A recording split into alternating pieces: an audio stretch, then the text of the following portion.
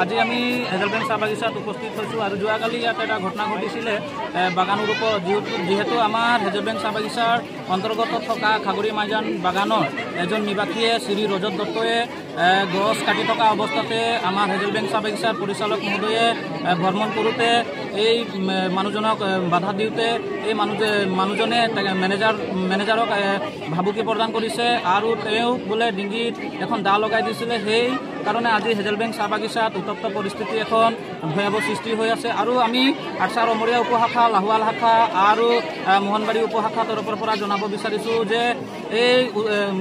দুষ্টকাৰীক অতি শীঘ্ৰে কৰায়ত্ব কৰিব লাগে, অন্যথা অসম ছাত্ৰ সন্থা আঠছা ৰমৰীয়া উপশাখাৰ তৰফৰ পৰা আৰু আমাৰ যিমান প্ৰাথমিক গোট আছে সেইসকলৰ সহযোগত আৰু চাহ শ্ৰমিকৰ ৰাইজৰ সহযোগত আমি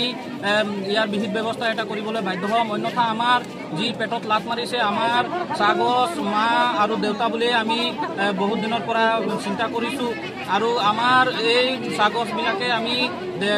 এতিয়াৰ পৰা নহয় 200 বছৰীয়া চাহগছ এখন, এই চাহগছখনক লৈ পেলাই আজি যি ভয় ভাবুকি প্ৰদান কৰিছে এছিষ্টেণ্ট মেনেজাৰক, এই ভাবুকি আমি ধিক্কাৰ জনাইছোঁ আৰু যদি প্ৰশাসনে ব্যৱস্থা গ্ৰহণ নকৰে তেন্তে আমি আইনগত ব্যৱস্থা গ্ৰহণ কৰিবলৈ আৰু ইয়াতকৈ এখন ডাঙৰ এটা জংগলী আন্দোলন কাৰ্যসূচী ল'বলৈ বাধ্য হ'ম। ধন্যবাদ।